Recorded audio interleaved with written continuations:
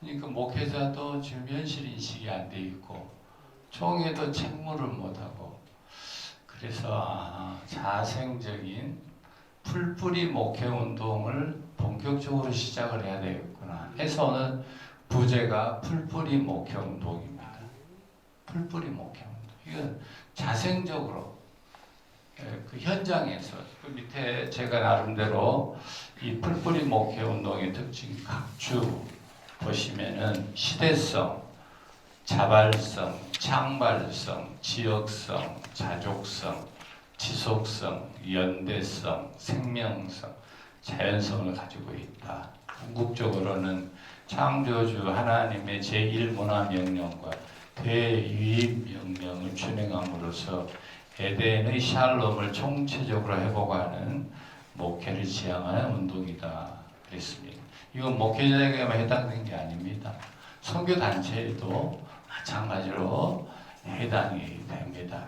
그래서 나는 광기연이 이 풀뿌리 목회 정신을 가지고 각각 처해 있는 처소에서 영역에서 어떻게 보면 변두리에서 중심부로 모두가 다 향하려고 하잖아요. 큰 교회를 지향하고 많은 걸 하고 저한테도 그런 선배님들이 꽤 있으셨죠. 저 한참 고생할 때 와가지고 이 목사 광주나 좀 서울에 가가지고 큰 목회하지 왜 이런데 암 환자들 10명, 15명 데리고 이런 데서 생활하나 좀 이제 저를 생각해서 아깝다 그런 말씀 하시더라고요. 근데 저는 그런 이야기를 들을 때 별로 동의가 안 됐어요. 크고 작고의 기준이 뭡니까? 하나님 마음에 가까우면 큰 것, 하나님 마음에 멀어지면 작은 것 아니겠습니까? 하나님이 가라고 하는 것에 순종하는 것이 큰 것이고 불순종하는 게 작은 거 아니에요? 이제 저는 그런 마음입니다. 그래서 하나님 앞에 당당히 주신 사명, 생명 중심의 하나님 나라 운동을 펼치겠다. 그래서 이 일을 부지런히 하다 보니까 국가 정책도 움직이고 교단에서 기후 환경 위기 특별 대응위원회 헌의를 제가 한 2년에 걸쳐서 주도를 했습니다. 그래서 작년 107회 때 설치 허락을 받고 6월 첫째 주는 환경주일로 제정을 했습니다. 총회에서 결의를 해버렸습니다. 그래서 6월 첫째 주는 이제 공동 설교문이 전 교단에 저희 교단이 한 11,000여 개 되는데 전 교회에 환경주의와 관련된 설교문이 갈 겁니다. 기도문이 갑니다. 얼마나 이게 감사한 일이에요. 저희 보수교단에 이게 혁명적인 일이 일어났다. 참 감사하고 최근 들어서는 CBS에서 인구 저출산 초고령화 이 문제 이건 아주 심각한 문제이다. 작년이 인구 역전이 돼버렸잖아요. 돌아가신 분이 이제 태어난 생명이 더 적어서 인구가 이제 본격적으로 감소하기 시작을 했는데 2030년까지 이 문제 해결하지 못하면은 어떠한 노력을 해도 불가역적인 상황이 된다는 거예요. 불가역적 상황의 결과는 뭐냐? 2500년이면은 우리 대한민국은 소멸된다는 것입니다. 이 옥스포드 인구문제연구소에서 공식 발표한 내용이죠. 그러니까 지구 문제도 그래요. 이산화탄소를 2019년 대비 2030년까지 43% 저감하지 않으면은 불가역적인 상황이 된다. 이렇게 지금 IPCC에서 선포를 했습니다. 이번에 총회에서 추인을 했습니다. 이건 사실이다. 6년밖에 안 남질 않았어요. 인구 문제, 지구 환경 문제 이렇게 심각한데 하나님께서 인간을 만드시고 전 지구를 다 만드시고 생육하고 번성하라고 잘 다스리라고 그게 제1 문화명령이지 않습니까? 이 문화명령이 하나님 주시는 원복을 생명을 소중히 여기고 잘 낳고 잘 기르고 그들이 이 세상을 또 조화롭게 아름답게 만들어가는 일에 쓰임받기를 원하는 것이 하나님의 첫 번째 명령이었습니다. 이 명령을 대위임 명령, 제자 삼는 명령으로 그 생명 문명을 계속 유지하고 확산하라는 것입니다. 근데 해석이 좁아져 버렸습니다. 그저 데려다가 제자 훈련시켜서 교회에 정착시키는 것 이 정도로 이것을 좁혀버렸습니다. 그걸 제자 훈련이라고 합니다. 저는 오정현 목사님하고 일본에 여행을 간 일이 있습니다. 저한테 생명신학에 대해서 연구를 좀 많이 해서 기여해 주세요. 그런 이야기를 며칠 동안 이제 다니면서 이야기를 했습니다. 제 마음에 그런 생각이 들었습니다. 제가 그 코스옥을 밟아보지는 않았지만은 제자 훈련 말이에요. 그게 보통 통상 제자 훈련에 그 범주가 있거든요. 그래서 범위를 넓혀 생명에 대한 이해를 인간을 전인적으로 보고 사회적인 책무와 더 나아가서 생태 환경, 청지기로서의 어떻게 사명을 감당해야 할지 이걸 포괄적으로 다루는 제자도, 통전적인 제자도를 기준을 정해가지고 그것을 가르치는 제자 훈련 운동에 내가 좀 도움을 드릴 수 있으면 좋겠다 하는 바람으로 7년 전에 한국교회 생명신학 포럼을 창립을 했습니다.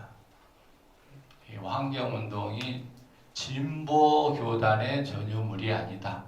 이것은 보수교단, 개혁주의 교단, 복음주의 교단에서도 제1명령이기 때문에 빨리 받아들이고 접목을 시켜야 된다. 그런 마음으로 그 사역을 시작을 한 겁니다. 그것의 하나의 열매로 기후특위가 만들어지고 전문위원으로 제가 위촉을 받고 이번에 목장기도회라고 저희 교단에서는 제일 큰 행사죠. 목사 장로 기도회 충현교회에서 하는데 저한테 특강을 해달라는 요청을 제가 받았습니다. 불모지와 같은 이 분야, 이것도 하나의 선교 아니겠습니까? 그죠?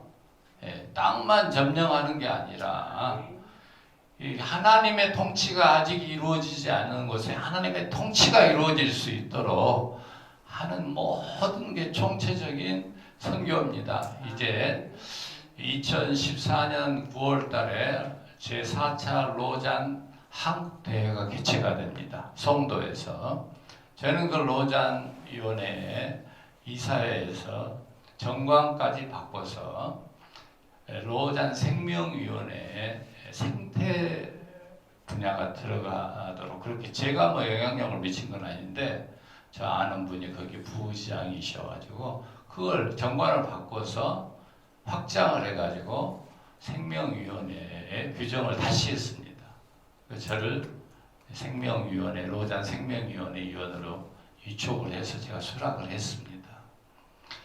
이것은 이제 한국 교회가 세계 교회와 더불어서 관심을 가져야 될 그 분야가 단순히 개별적인 전도의 문제, 또 교회를 빌드업하는 처치 플랜팅 문제, 지역사회에 어떻게 하면 마을 목회를 할 것인가 이런 문제를 더 좀 넘어서서 유니버설 라이프, 우주적인 교회의 일원으로서 우리는 어떻게 생각하고 어떻게 행동해야 될지 이것을 고민해야 될 때가 됐다는 말씀입니다.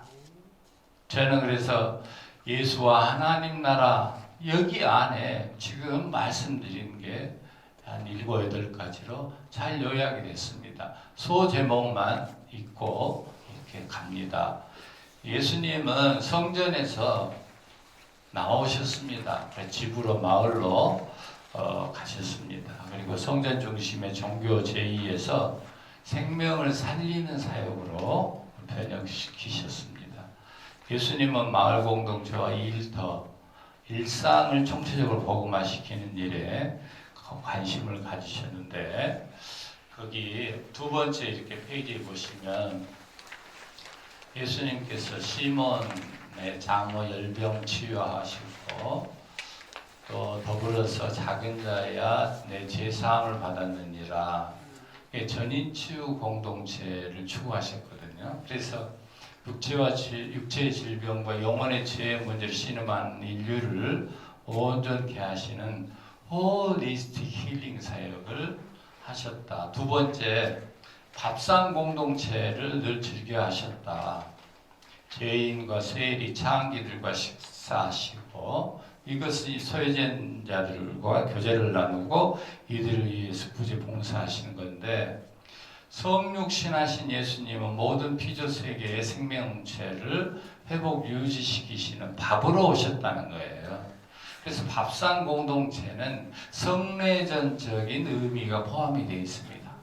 밥을 먹는다는 것 자체는. 그래서 초대교회는 밥을 먹는 것을 굉장히 중요하게 생각을 했습니다. 그건 우리 요즘에 교회에 가서 잠깐 조그만 빵을 먹는 것 그건 의식화한 거고 실제는 밥을 같이 먹는 겁니다. 가난하고 소외되고 배고프고 일터에서 곧바로 온 사람들이 예배 드리기 전에 같이 밥을 먹는 밥상 공동체가 그렇게 중요합니다. 예수님이 밥으로 오셨어요. 우리의 밥으로. 내가 떡이다. 나를 먹어라. 내가 흘리는 피를 마셔라. 예수님을 먹고 우리가 서로 힘을 얻고 협력하고 연대하고 이런 게 밥상 공동체를 통해서 이루어지는 거예요. 세 번째 문화예술축제 공동체입니다. 예수님의 첫 번째 기적은 가나 혼인잔치에서 물을 포도주로 바꾸면서 시작이 되셨지 않습니까? 이것은 예수님이 곧 창조주 하나님이시자 생로병사와 희노애락에 따른 공감을 나누는 공동체적인 사역에 관심이 많으셨다는 것을 말합니다. 참고로 김호민 목사님 또 혼인 앞두고 있으시잖아요. 우리가 기쁨으로도 축하해주고 저도 지금 혼인 앞두고 있습니다. 그러나 여러분은 좀 식사를 좀 대접하고 싶다 이렇게 총장님께 제가 말씀을 드렸습니다. 이런 일을 통해서 서로 우리가 하나의 마음으로 희노애락을 나누는 그런 가족 확대 가족으로서의 그런 모임을 갖는 거죠. 네 번째가 지속 가능한 삶을 위한 일터 공동체가 중요해요. 내 아버지께서 이제까지 일하신 나도 일한다. 이 오이코노미아는 경륜, 경제, 집 이런 뜻이에요. 그러니까 하나님의 경륜과 경제는 뗄래야 뗄 수가 없어요. 그래서 이제 교회를 새로 크게 짓고 이런 일들은 이제는 가급적 지양을 하고 성도와 지역 주민들이 더불어서 일할 수 있는 일터 공동체, 사회적 기업, 사회적 협동조합, 복지사역 등등등에 관심을 많이 가지셔야 돼요. 특히 저출산 초고령화 사회에 예배당만 크게 지어놓고 아이들도 없고 이런 상황에서 교회가 어떻게 그걸 유지를 하겠습니까? 인구 분석을 해야 돼요. 무슨 일을 하려면 항상. 근데 지금 완전히 영삼각형이 돼 있어요. 0.78명이면은 구제불능이에요. 세계에서 꼴찌예요. 2등하고도 2등이 이태리인데 1.21명이거든요. 차이가 어마어마하게 나요. 0.78명은 전쟁이나 무슨 지진이나 일어났을 때나 생기는 수치예요. 근데 이거 일반화되어 있어요. 청년들을 나무랄 일이 아니에요. 우리 어른들이 잘못했어요. 저희들이 이거 회개해야 돼요. 이 세상을 이렇게까지 만드는데 우리들의 이기심과 물질주의가 절대적으로 영향을 미쳤어요. 아이들이 이런 세상, 지옥 같은 세상, 헬 조선에서 살기 힘들다. 그런데 뭔 결혼이고 뭔 애를 낳느냐. 심각하지 않습니까? 그렇기 때문에 이 문제에서 가장 중요한 게 경제 문제입니다. 경제가 뒷받침이 안 되면은 지속 가능할 수가 없기 때문에 순환 경제를 이루어야 됩니다. 생태 위기 시대. 그냥 막 공장 세우고 탄소 발자국 많이 남기는 그런 경제가 아니라 지역사회, 로컬 안에서 움직일 수 있는, 특히 수변 구역이 중요합니다. 영산강이면 영산강, 낙동강, 낙동강, 다 문명은 강을 따라서 형성이 됩니다. 그래서 예를 들어 전남대학교, 조선대학도 요 영산강 지류에 필요한 일자리를 창출하고 거기에 따르는 전문적인 학문을 연구하는 학교가 돼야 됩니다. 저는 이제 생태적 관점에서 모든 것을 재해석해야 될 때가 온 거라고 보거든요. 서울대학교 흉내 내가지고 커리큘럼 짜서는 안 된다는 거예요. 영산강 지역에 필요한 그 무엇을 독창적으로 얘기해서 이 지역 맞춤식 교육을 시켜야 되는 거예요. 학교가 그런 기능을 해줘야죠. 5번째, 사회 구성원이 서로 섬기는 공동체. 너희도 서로 발을 씻어주는 것이 옳으니라. 건강한 사회를 위해서는 상호 봉사하는 생활을 실천하는 게 중요하죠. 나는 섬김을 받으러 온 것이 아니라 섬기러 왔다. 예수님은 섬김의 왕입니다. 가장 큰 자가 되려고는 섬기시기 바랍니다. 성공이 아니라 섬김이다. 셰핑 우리 선교사님이 남긴 말씀, 우리 그 정신이 얼마나 우리의 심장을 뜨겁게 하는 말씀입니까? 6번째, 의식개혁을 위한 평생교육 공동체가 필요하다. 예수님이 가르치셨다 했는데 예수를 믿어라 이걸 가르치신 게 아니에요. 중요한 것은 산상수훈의 그 가르침이 압축요약이 되는데 예수 안에서 하나님의 나라를 어떻게 살 것인가, 그게 이제 산상수훈에 요약이 되어 있는 것이거든요. 그런데 막 태어나기 때부터 돌아가실 때까지 각 영역과 이 사역에 필요한 것을 생애 주기에 따라서 평생 학습 공동체 사역을 해야 된다는 것입니다. 교회만큼 그 일을 하기 좋은 기관이 어디 있겠습니까? 할렐루야. 너무 좋아요. 최근에는 크리클이 이렇게 만들어져가지고 특별히 관심 있는 분들은 지금 거기에서도 20-30명씩 모여서 아주 조금 하드한 그런 주제를 책을 가지고 읽고 토론하고 발표하는데 점점 열기가 좀 뜨거워지고 있습니다. 그래서 제가 너무 정광이 우리 집사님께 감사를 드리는 거예요. 제가 40년 전에 부채감을 안고 광주를 떠났던 그 마음에 이제 이런 게 하나하나가 광주에서 이루어지는구나. 그래서 우리 정 집사님이 그 일에 헌신하고 수고하시는 것에 대해서 너무 감사한 거예요. 하나님께서 이 집사님을 통해서 하나님의 예비하신 일을 하고 계시는구나. 제가 너무 감사하고 있고요. 그런 모임에 우리가 참석을 해야 됩니다. 그래서 철이 철을 날카롭게 하듯이 우리의 지성을 날카롭게 해야 됩니다. 지금 미안한 이야기지만은 교계가 광주시하고 구하고 무슨 이야기할 때 간담회를 저도 뭐 시니어 대표로 해가지고 참석을 해보면은 미안한 이야기지만 하품 나오는 질문을 하고 요청을 합니다. 무슨 정책을 논해야지 청탁을 하면 되겠습니까? 그런 자리에서 정책을 논하려면 지식이 있어야지, 광주에 대한 분석이 돼야 되고 하나님 나라 기준으로 볼 때 정치, 경제, 문화, 예술 전 영역의 강주권에 어떻게 하면 생명이 충만한 도시가 될 수 있다고 하는 기본적인 아젠다 세팅이 자체적으로 돼야 될 것 아닙니까?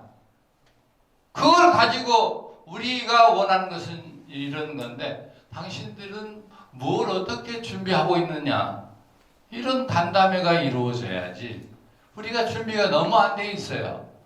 그래서 이제 커리큘 같은 데서는 앞으로 목표를 그런 분명하게 지역성, 시대성 이런 걸 다 담아가지고 질문을 만들어 나가야 됩니다. 요청을 해야 됩니다. 무브먼트가 일어나야 됩니다. 그래야 이게 성시화가 되고 하나님의 나라가 이 땅에 이루어질 것 아니겠습니까? 7번째 마지막, 지구 돌봄을 위한 환경 보전 생태계입니다. 이게 지금 마가복음 16장 15절 문화명령과 더불어서 이 대의인 명령을 제가 가장 강조하는 것이기도 하죠. 너는 온 천하에 다니며 만민에게 복음을 전파하라 그랬는데, 이 만민이 영어 표현에 to every creature입니다. 우리는 그냥 이게 사람으로만 생각하고 있는데 사람이 아니라는 거예요. 하나님이 창조하신 모든 피조 세계가 복음을 들어야 된다. 그들을 자유케 하고 해방시켜야 된다. 그들의 울음소리를 우리가 들려야 돼요. 그러니까 생태 감수성을 우리가 회복해야 돼요. 그냥 우리는 사람의 울음소리만 들으려고 하는데, 아니, 신음하고 있는, 이산화탄소로 신음하고 있는 전 지구, 아니면 여기에 여러분들이 지금 밖에 보면은 소나무가 있습니다. 솔나무가 있는데 천봉산에서 보는 솔나무하고 여기서 보는 솔나무하고 색이 다릅니다. 이게 지금 힘들어하고 있다는 거예요. 제가 성남의 할렐루야 교회에도 여러 번 초청받아가지고 제가 가서 강의도 하고 설교도 했습니다. 성남의 솔나무는 저보다 더 색이 희미합니다. 신음하고 있다는 겁니다. 신음하고 있습니다. 그래서 우리의 선교적인 헌신은 인간의 생명을 전인적으로 이 사회에, 특히 우리는 광주 공동체를 품고 기도하기 때문에 광주 공동체가 어떻게 하나님 보시기에 더욱더 건강하고 건전하고 생명이 풍요로워질 수 있겠는가. 더 나아가서 전 세계에 지금 전쟁과 기후온난화로 인해서 신음하고 있는데 얼마 남지 않았다니까요. 2030년이면 불가역적인 상황이 돼요. 6년밖에 남지 않았어요. 이걸 알고도 이렇게 한국 교회가 잠잠할 수 있을까? 저는 그게 이해가 안 되는 거예요. 저한테 기후환경 때문에 미쳤냐고 뭐 그렇게 말씀들을 하시는데, 이걸 알고도 이대로 이렇게 지금까지 살아온 것처럼, 그러면 노아의 방주 상황이나 다를 게 뭐가 있어요? 그렇지 않습니까? 그래서 뒤에는 여러분들이 한번 참고로 읽어보시고요. 아무쪼록 저는 광기현을 너무 사랑하고 존경합니다. 변두리에서 이름도 없이 빛도 없이 수고하시는 여러분들, 하나님께서 여러분과 함께 하셔서 하나님의 마음을 이 세상에 흘려보내는 일에 축복의 통로로 쓰임